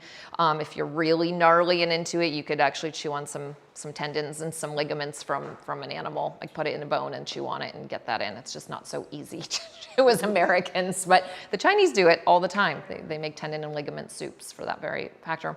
The other thing that I love for immune system support, and this will be the last thing I talk about, are mushrooms. Cordyceps have also been proven to be one of the most immune stimulating supports in terms of, again, the NK cells fighting this cytokine storm. And think about what the root of all of life is. It's fungus, right? It is the basis of nature. The largest organism in the world is an entire underground fungal, yes, the mycelium, yes, and it's in Oregon. Yes, it is. Yes, and it's, I mean, to think that the largest organism in the world, and it talks to each other. They send messages underground. I mean, and that's what our collagen is doing too, the matrix, right? This part talks to this part, talks to this part, like Dr. Tonya said. So those are my big things about the immune system, how to keep it healthy, strong. Of course, acupuncture is incredibly stimulating as well. To keep the immune system up, I have very specific acupuncture points that I do. What's really cool about modern day medicine and practicing an ancient healing art is we can now put someone into an MRI machine while they have needles in specific points.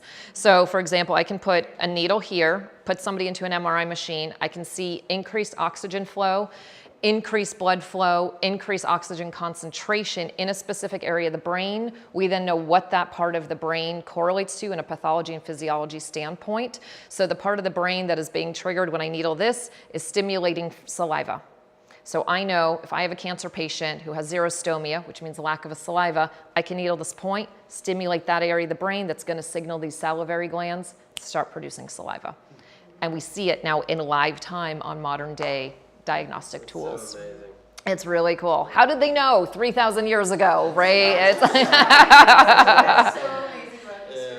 yeah, and I love that Dr. Tonya said, you said that about the shoes. It's like, don't let somebody tell you what shoes to put on, wear the shoes that feel good. If it doesn't feel good, don't do it. If you don't want to eat that food because it's really telling you not to eat, your body doesn't want it, don't eat it, right? Or if a doctor is telling you, go get this vaccine or go take that, and it's not resonating with you, don't do it. Or somebody's telling you not to get a vaccine and it's resonating to go do. You listen to you. Everybody has their own purpose and essence, and I'm here to support you and figure out what that uniquely is for every single individual. One size does not fit all. Yes? I have a question. It's a little bit off topic, but not really. So from the immune, so you're talking about the immune system and the immune response and like heals like. So what are your thoughts on like non-steroidal anti-inflammatories? Like a Tylenol, you mean? An NSAID? Well, yeah, like so interrupting the inflammatory response. What are your thoughts on that if somebody's got something going on, they've got like an injury or... I mean, the inflammatory response is there to trigger that innate healing factor, right? With that said, and in Chinese medicine, I'm a really huge fan of heat. Western medicine is going to tell me I'm really wrong with that we need to ice it and shut that down, right?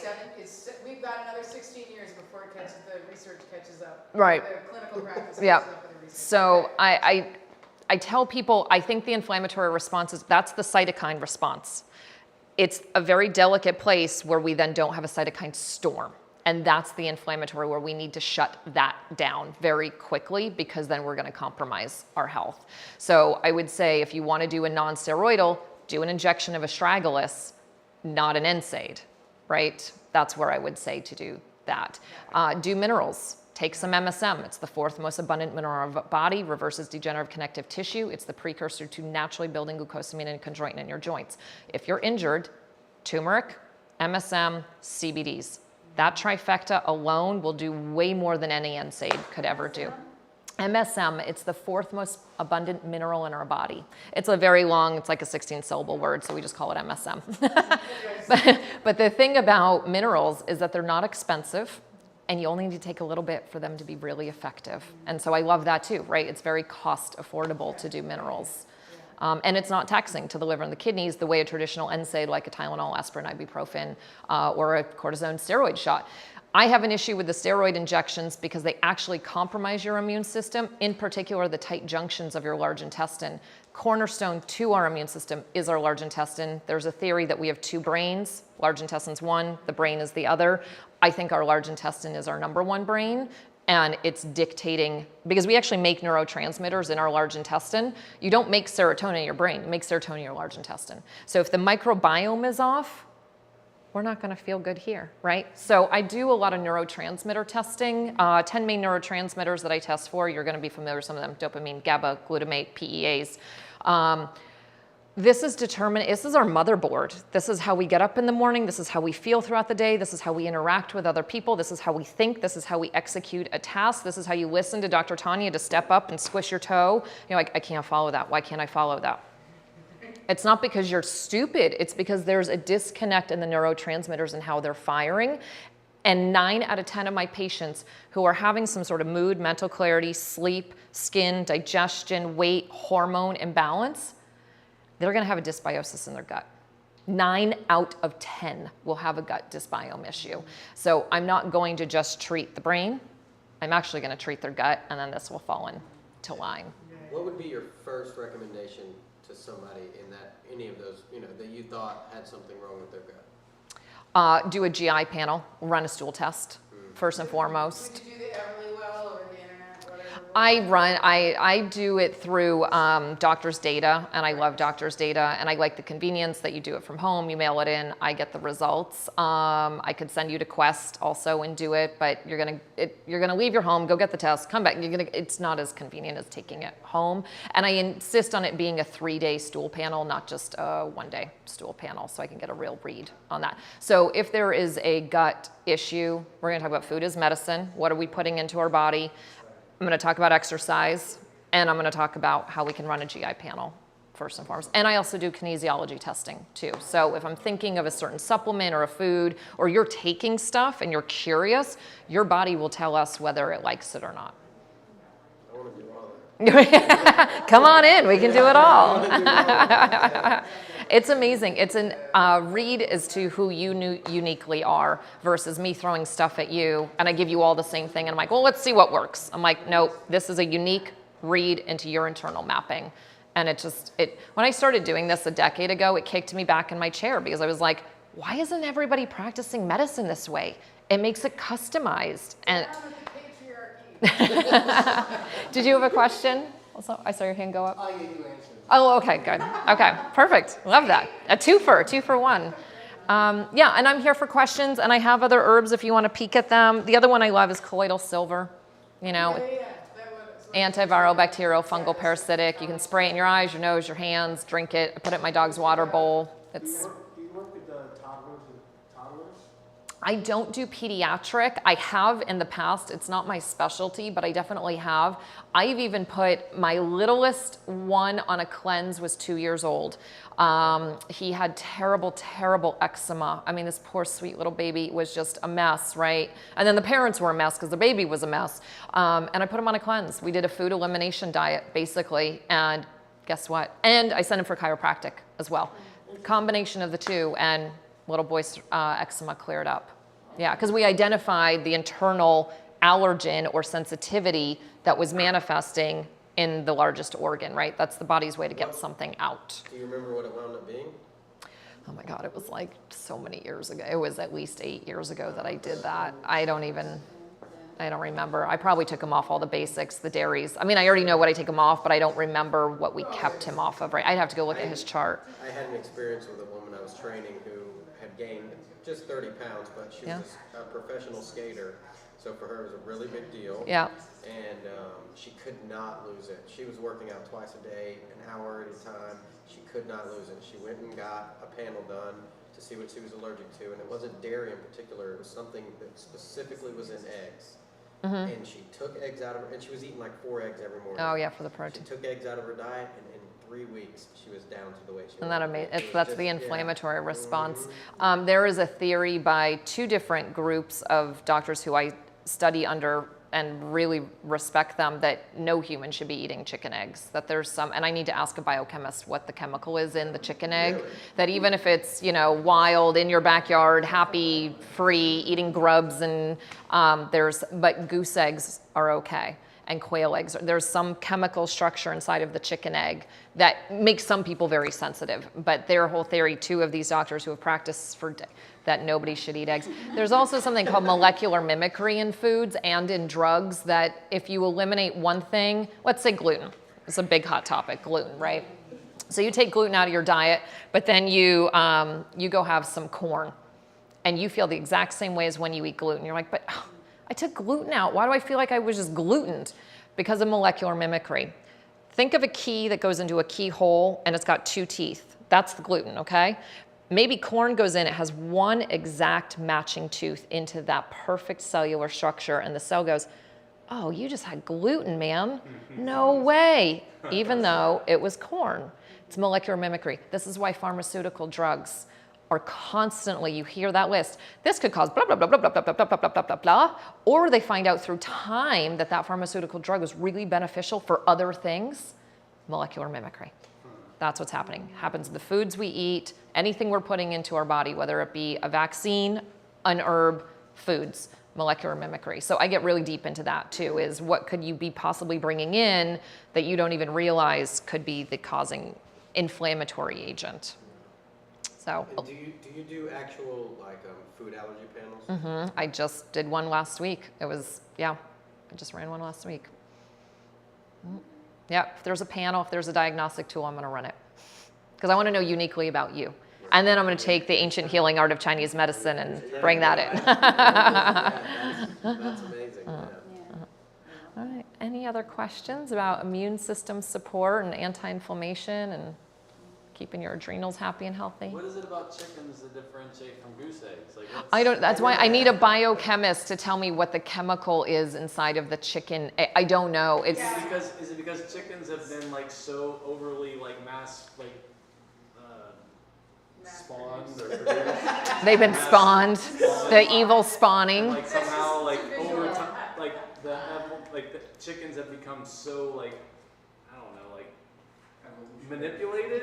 It's a great question. I don't know. I need to ask a biochemist, because it's really the chemical. There's a chemical inside of the chicken egg in particular that is creating inflammatory responses in people. Because I look at things from a hunter-gatherer standpoint. What did we used to eat? Well, there's eggs and trees. That's like food. So we probably evolved to eat eggs. Totally. Yeah. But what about chicken eggs are different? Oh yeah, so that's interesting. So I just wanna know how where do you you get feel goose about eggs. the genetic, the predisposition? You can find some quail eggs and goose eggs at Rollin' Oats. Oh, do they have problems? But Northern Europeans do not have lactose intolerance because it was a genetic mutation that was developed over 10,000 years. So how do you feel about those, where your genetic Eating for your blood type? from? 100%. There's some, because honestly, when I grew up in northern Minnesota, I had never heard of lactose intolerance. Right. Until I lived not where the majority of people I was with were Scandinavian. Right. And I found out that was a genetic change in people from the northern. So European Dr. region. D'Amato, wrote the famous books of Eating for Your Blood Type, and So is it blood type or genealogy? A little bit. So if humans evolved and migrated out of Africa and into different geographic climates and zones, what was in those different geographic climates and zones? food supply, right? So what we were eating in Africa was not what they're going to be eating in Scandinavia, what they're going to be eating in Mongolia, that they're going to be eating in Jamaica, right? So we needed to evolve different blood types. The only thing a blood type does is it gives us different enzymes to break food down. It's pretty basic, right? I mean, it does other things, but that's what we're talking about right now. So blood type A, for example, is meant to be vegetarian, right? Blood type B is supposed to eat meat with some vegetables, but it's game meat, like rabbits, fowls, venison, right? So the list goes on, and it goes into your athletic type, how you're predisposed to certain athletic DNA. It goes very deep. It's called Eating for Your Blood Type, and it's amazing. I 100% ascribe to that. I also ascribe to FODMAP diet eating. So FODMAP stands for each letter is a different sugar. So F, fructose, O, oligosaccharides, D, disaccharides, the list goes on. So Mother Nature put sugar in everything because the only thing our brain functions off of is glucose. It's the rest of us that needs all those other things, right? But the brain just wants sugar, needs glucose to function. So Mother Nature said, I'm going to put sugar in everything that you eat, all the plants. And when I say plants, I mean vegetables and fruits, right? But now in modern day society, we're eating so much sugar and we're bombarded by processed sugar on top of it. And our foods have been so manipulated in chemical labs. It's not even the way Mother Nature intended it. So we might think we're eating something really good for us. Perfect example, sweet potatoes. I love a sweet potato. It is totally illegal on the FODMAP diet because it is so high in sugar. I know, it blows your mind, right? So, oh, totally. Maple syrup on top, all illegal on the FODMAP diet. Yeah.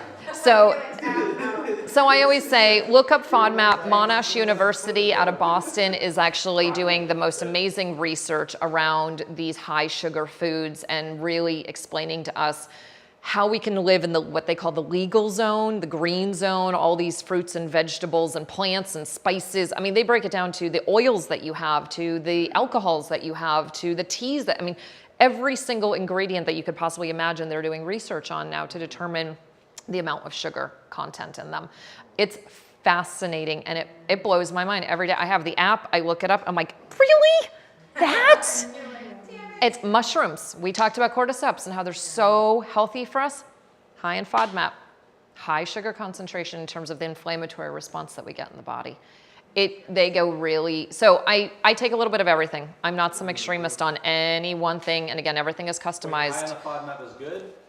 Low FODMAP, low sugar, low FODMAP, low fructose is the idea. We want it low. So mushrooms are not good on the FODMAP. Yeah, and then they break it down to specific ones. Right, which mushrooms have a higher sugar amount, and they'll even break it down to that you can have 5 mushrooms, but you can't have a cup of mushrooms. Like, I mean, it gets really detailed of the sugar concentration. And that's where like what you do is personalized because it can get really easy.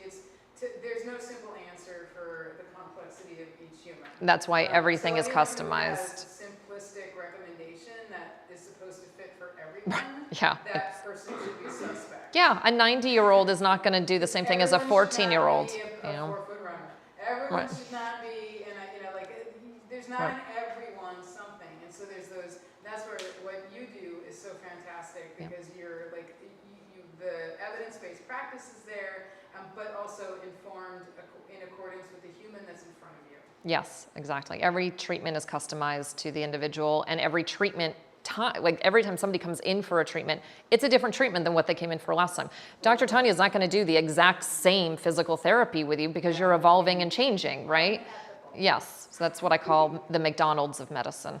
I am the antithesis of the McDonald's of medicine. And did you say you? I have a bunch of allergies, okay? Okay. I have panels done by an allergist. Yep. And I'm allergic to egg whites, but not egg yolks. And he said it's because it's a different protein. It's the chemical structure within that. I'm also an A positive Yep. blood type, and I'm allergic to beef and chicken. Well, because your body innately knows, the innate immune system knows that that's not going to fuel you, right? I hate beans. Well, you don't have to have beans. I don't eat beans. I mean, I'm vegetarian. I eat very small amounts of maybe a wild-caught fish once in a while, things like that, but I don't eat beans. I've been eating chicken. I've been eating pork and cheese. Yeah, just make sure it's organic or wild-caught or from your friend's backyard, you know. And I'm getting diagnosed with allergies? Well, that's the inflammatory response. That's the cytokine storm that we need to tamper, right? Yeah, I'm sorry to hear that. So, Dr. Mara, you moved into a new space, right? I did. I moved into a custom built out space downtown St. Pete in the Morgan & Morgan building. I'm on 2nd Avenue North. I'm right off of Beach Drive. If you know where like Tryst and those restaurants are, I'm just half a block up. And there isn't a part in that space that I haven't put something together, assembled it. Where the electrical outlet is, I made choices on. So I'm not there anymore. But I work very closely with St. Pete Health and Wellness, and I'd like to give them a shout out because they're incredible functional medicine practitioners, and I still collaborate and we refer to one another. What was the website for the sugar? Was that FODMAP, FODMAP, low FODMAP diet. FODMAP. Yep, and then look up Monash University, and they'll have an app for you for your phone. So when you're in the grocery store, you're in a restaurant, and you're like, I don't know, is that okay? You can type it right. NASH, Monash University, and they're at the forefront of the research on this. That's what I'm on. Yeah. So what would we do to send you? You can call, the number is the same on all the pamphlets. The number hasn't changed, website hasn't changed, email hasn't changed. The only thing that changed is the address, but you can call me and we can set up an appointment. Yeah. Yes, that's the insurance. I am in network with United Healthcare. I'm in network with the VA's Community Care Network, and I'm in network with Florida Blue. Okay. Oh, good. It's just a matter of whether you have acupuncture benefits, and you just call and see if you have benefits. Otherwise, I give discounted cash rates for that. Okay. Yeah. Okay. Will, random question. Yeah. So the results of any of these panels or anything that you would normally do, would it differ because someone was pregnant? Yes, because I'm not going to prescribe the same way to somebody who is pregnant to somebody who is not pregnant, 100%. And also trying through that fetal development to not pass on those inflammatory things, right? We inherit DNA from our parents. So if we have a really clean fetal development, we're gonna have a much cleaner life out of utero too. And you can help with that? We can try. Yeah. That's getting into like epigenetics. Right? Yeah, totally. Yeah, exactly. I can't help but ask you, what do you feel about neurotropics? I think that's a different, we'll talk about All right. Thank you, everyone. But call me. I'd love to talk with you about it. My brain is swimming right now. Me too. Well, thank you for this opportunity of having me. Thank you for inviting me. I'm most grateful. Yeah, I can't wait to tell everybody about all the stuff I learned. And cool. Get in touch with Like, you're perfect to be a part of the like-minded group of professionals. Cool. The community that Chris and we've been trying to help. Yeah. Love it. All right.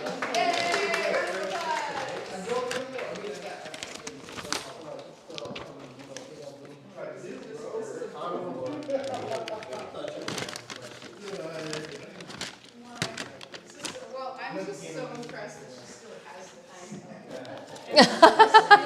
And it's pristine. I don't even know where I had it, how I felt, like I literally appeared. Yeah, I know, right? You got to see live in person. community classes. This event. I have a thing of styrene, but Yeah. does it go bad? No, it shouldn't, as long as you keep it sealed so it doesn't get humid, right? But it's Chinese star anise, to make sure you can't take in Japanese. Japanese is highly, Which one is that?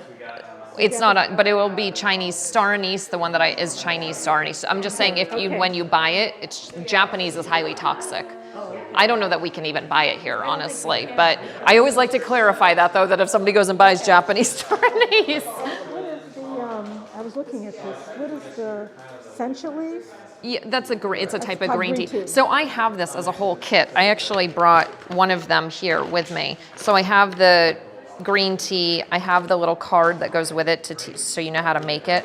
Okay. And I have the Chinese star anise in here somewhere. I don't know what I did with it, but it's here somewhere. Okay. Yeah, so I have the kits if you ever wanted to come by and get a pre-made kit, because I then put the Astragalus in there as well, which is the other. Yeah. It's wonderful. I think everyone should be taking Astragalus all the time. Yeah, well, I think I'm going to be needing it. Yeah, well, call me anytime. You can. I would love that. I'm also interested. You got everybody interested. Oh, good. She's a matchmaker. I think Kwame will probably be your best fit. And so that we move more. That was great.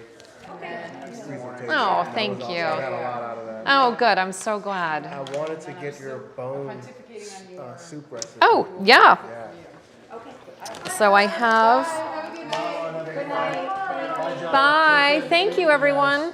Thanks, guys. This is my bone broth recipe, and then these are the herbs that go in it if you wanted to get the herbs. How much are these? I'll buy some. They are, I think they're $7. Yeah. Yeah, there's the herbs. Oh, good. Oh, yeah. Because I did bone broth when that was one of the first things I started doing when I finally just decided. It's in my car. Like, when COVID happened, I was only one of the few people who. Oh, yeah, I don't need to go home with that. I was one of the few people who actually got healthy during COVID. Right. And so, like, I got rid of all my friends who, like, all they did was drink. Of course. I bet you she could probably help you with a lot of stuff. But then I started doing, like, Made a lot of sense. intermittent fasting. Yes. I mean, it looked amazing. Chicken papaya. But now I need to get back to some normal stuff.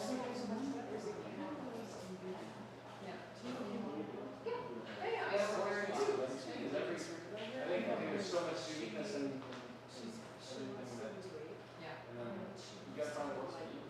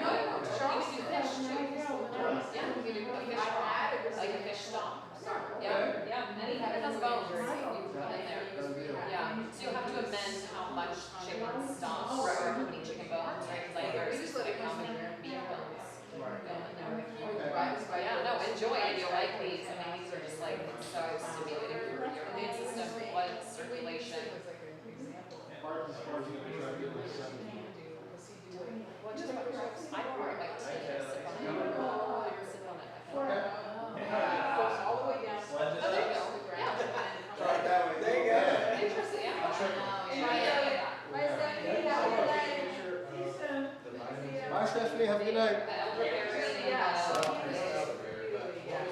This is for boosting white blood cells and red blood cells. And then the both of these together.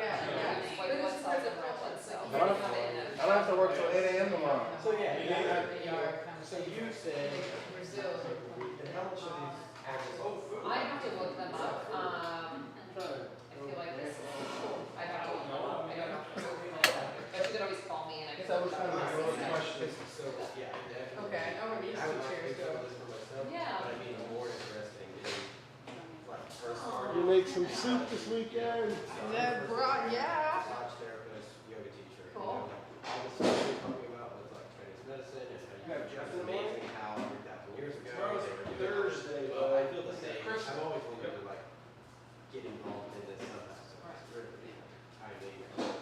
But it just says everything happens for a reason. It sure does. Hell yeah. Yoga, I feel, is the exact same thing. Traditional Eastern medicine designed for our bodies to be,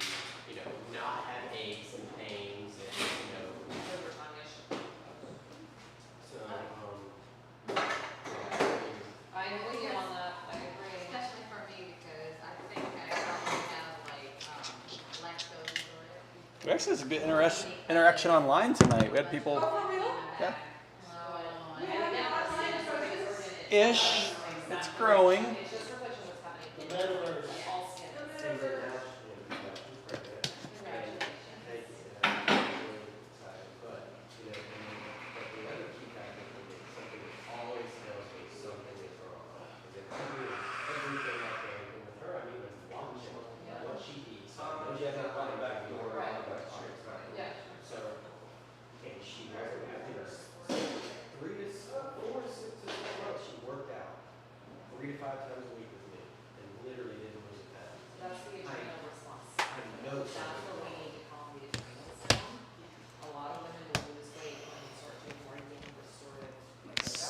Sleep.